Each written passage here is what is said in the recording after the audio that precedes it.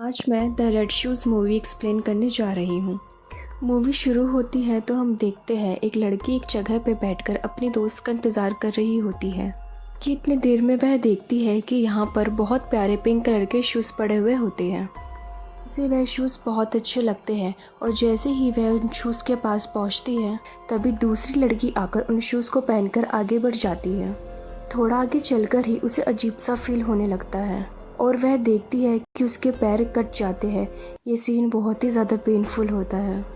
फिर scene change होता है और हम एक संजय नाम की लेडी को देखते हैं जो अपनी छोटी बेटी के साथ रहती है और जो अपने हस्बैंड से सेपरेट हो चुकी है क्योंकि उन दोनों के रिलेशन ज़्यादा कुछ अच्छे नहीं होते हैं।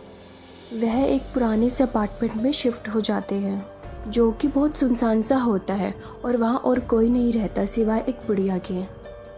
और लोगों का कहना था कि इस जगह पर भूत रहते हैं और इस अपार्टमेंट में बहुत ज़्यादा अजीबोगरीब सी चीज़ें होती थी, जैसे कि लाइट्स अपने आप ऑन ऑफ हो जाती थी और बहुत अजीब सी आवाज़ें सुनाई देती थी। लेकिन संजय का यह रहना उसकी मजबूरी थी क्योंकि उसके पास पैसे नहीं थे कि वह कोई और अपार्टमेंट ले सके। जब वह वहाँ जाती है तो देखती है कि सारा सामान बहुत ख़राब है और चीज़ों को रिपेयर होने की ज़रूरत है और संजय सोचती है कि मैं देरी ना करते हुए खुद ही सारा सामान ठीक कर दूं। फिर वह एक बल्ब को ठीक करने लगती है। अभी वह बल्ब ब्लास्ट हो जाता है और एक चिंगारी उसके आँख पे पड़ जाती है। फिर वह अपनी एक दोस्त के पास जाती है जो कि एक डॉक्टर होती है। फिर हमें यहाँ पे पता चलता है कि संजय खुद भी एक डॉक्टर है और उसका क्लिनिक अभी बन रहा है यानी अंडर कंस्ट्रक्शन है। फिर हम देखते हैं कि संजय स्टेशन पर घर जाने के लिए वेट कर रही होती है और उसे फिर वहाँ पे वही शूज़ नज़र आते हैं जो देखने में बहुत प्यारे होते हैं। संजय इधर उधर देखने लगती है कि इन शूज़ का ऑनर तो नहीं खड़ा कि मैं उनको ये लौटा दूँ, लेकिन इधर उधर देखने में उसे कोई नज़र नहीं आता। वह शूज़ उठाकर उनको अपने साथ घर ले आती है। वह घर आकर उन शूज़ को पहनती है तो उसे बहुत अजीब सा लगने लगता है। उसे कुछ विज़न से आने लगते हैं। वह देखती है कि एक लड़की इन शूज़ को पहनकर डांस कर रही होती है और वह बहुत अच्छा डांस करती है। साइड में एक लड़की उसे देखकर जेलस कर रही होती है। फिर संजय को लगता है कि वह थकी हुई है इसलिए शायद उसे इस तरह के विजन्स दिखाई दे रहे हैं, तो फिर वो इस बात को पूरी तरीके से इग्नोर कर देती है। फिर तभी उसकी बेटी वहाँ आ जाती है और वो कहती है कि मॉम मुझे भी ये शूज़ ट्राई करने हैं कि ये कितने प्यारे हैं। फिर उसकी मॉम उसे मना कर देती है। फिर अगले दिन संजय अपनी बेटी को स्कूल छोड़ने के बाद उस जगह पर जाती है जहाँ उसके क्लिनिक का कंस्ट्रक्शन वर्क चल रहा होता है। वहाँ वह एक लड़के से मिलती है जो वहाँ का सारा कंस्ट्रक्शन का वर्क देख रहा होता है। वह उस लड़के से कहती है कि तुम यहाँ पर बहुत मेहनत करते हो, आज रात हमारे घर पर डिनर पर आ जाओ। फिर दूसरी तरफ हम देखते हैं कि संजय की बेटी उन शूज़ को पहनकर ट्राई कर रही होती है क्योंकि उसकी मॉम घर पर नहीं होती, पर वह शूज़ उससे के साइज़ के बड़े होते हैं। पर हम देखते हैं कि वह अपने आप उसी के साइज़ के हो जाते हैं और फिर उसे भी वही सारे विज़न से आने लगते हैं। फिर जब वह लड़का उनके घर डिनर पर आता है तो संजय की बेटी बहुत गुस्सा हो जाती है। फिर वह अपनी मॉम से कहती है कि ये आदमी कौन है और आप मेरे बाबा के साथ क्यों नहीं रहते और आपको उनसे क्या प्रॉब्लम है। फिर संजय को गुस्सा आ जाता है और वह उसे वहाँ से जाने के लिए बोल देती है।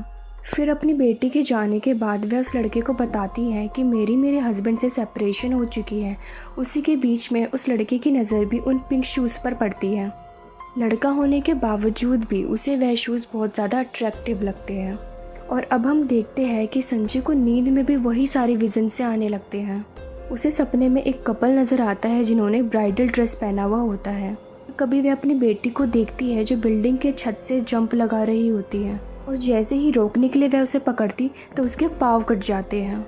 संजय इन विजन्स के वजह से बहुत परेशान हो जाती है। फिर उसे यकीन हो जाता है कि इन शूज़ में कुछ ना कुछ तो गड़बड़ ज़रूर है और जब भी उसकी लड़की उन शूज़ को ट्राई करने के लिए बोलती थी वह उसे मना कर देती थी। और फिर हम देखते हैं संजय की डॉक्टर दोस्त उनके घर पे आती है और उसकी नज़र भी उन पिंक शूज़ पे पड़ती है और उसे भी वह बहुत पसंद आते हैं और अट्रैक्टिव लगते हैं। और जैसे ही संजय थोड़ा दूर जाती है तो वह इन शूज़ को चुरा लेती है। चुरा कर वह वहाँ से भाग जाती है और न जाने उन शूज़ में क्या बात थी जो एक दोस्त अपने दोस्त के घर पे जाके शूज़ की चोरी कर लेती है। और फिर वह घर जा रही होती है और उसे लगता है कि कोई उसका रास्ते में पीछा कर रहा है और जैसे ही वह पीछे मुड़ती है कोई उसका मुंह पीछे से दबा लेता है और उसकी आंखें बाहर निकाल देता है और उसे ज़ोर से धक्का देता है और जिसकी वजह से वह एक शीशे में जाके लगती है और वह शीशा टूट जाता है और वहीं पर उसकी मौत हो जाती है। फिर हम देखते हैं कि पिंक शूज़ भी वहाँ से गायब हो चुके थे। पुलिस वहाँ पे पहुँचती है और उसकी डेड बॉडी को अपने साथ ले आती है। फिर वे इन्वेस्टिगेशन करते हैं और संजय के पास जाते हैं, क्योंकि उसकी दोस्त आखिरी बार संजय के घर ही आई होती है। पुलिस इसे मर्डर केस समझ रही थी। संजय फिर वहाँ कुछ पिक्चर्स को देखती है, जिस पिक्चर्स को देख के पता चलता है कि इस तरह से तो पहले भी कई लड़कियों की मौत हो चुकी है। ये सब देखकर उसे कुछ समझ नहीं आता कि ये क्या हो रहा है, और फिर वह घबराते हुए अपने घर आ जाती है और वह देखती है कि उसकी बेटी के पास वही शूज़ हैं। और वो बहुत हैरान हो जाती है, क्योंकि ये शूज़ तो उसकी दोस्त लेके गई थी, तो अब ये शूज़ वापस यहाँ पर कैसे आ गए। वह गुस्से से अपनी बेटी के पास जाती है और शूज़ को लेकर डस्टबिन पर फेंक देती है, क्योंकि अब वह नहीं चाहती थी कि इन शूज़ की वजह से और किसी की भी जान जाए। और जैसे ही वह रूम में वापस आती है तो वह देखती है कि उसकी बेटी के पैर में वापस से वही शूज़ हैं। यह देख के वह काफ़ी ज़्यादा डर जाती है और तभी उसकी बेटी के पाँव से खून आने लगता है। यह देखने पर संजय बेहोश हो जाती है और जब उसकी आँख खुलती है तो वह देखती है कि वह और उसकी बेटी एक हॉस्पिटल में है, और वह देखती है कि उसके हाथ में वही पिंक शूज़ हैं, और देखती है वह लड़का भी वहीं पे होता है जो उसके क्लिनिक का काम करवा रहा होता है। और संजय को टेरेस पे लेके जाता है और उसे बताता है कि उसे एक पिक्चर मिली है जो 60 साल पुरानी है, और उस पिक्चर में भी एक लड़की यही पिंक शूज़ लेकर खड़ी हुई है। संजय अब इन शूज़ के बारे में और जानना चाहती थी, तो वह उस लड़के के साथ इन शूज़ के बारे में पता करने के लिए चली जाती है। तब वह सोचती है कि उसके अपार्टमेंट में जो बूढ़ी औरत रहती है, शायद उस औरत को पता होगी इन शूज़ के बारे में, क्योंकि जब उस बूढ़ी औरत ने ये शूज़ उसके हाथ में देखे थे तो उसने बोला था कि इन शूज़ को फेंक दूँ, और ऐसा लगता था कि इन शूज़ से उसको जैसे कि डर लग रहा हो। अब वह दोनों उस बूढ़ी औरत के पास में जाते हैं। वह उस बूढ़ी औरत से पूछने लगते हैं, पर वह काफ़ी डरी हुई होती है और वह कुछ भी नहीं बताती। जब वह उन दोनों उससे रिक्वेस्ट करते हैं तो वह कुछ बोलना शुरू करती है। वह बताती है कि जब वह यंग थी तो एक लड़की ओकी के वहाँ वह काम किया करती थी।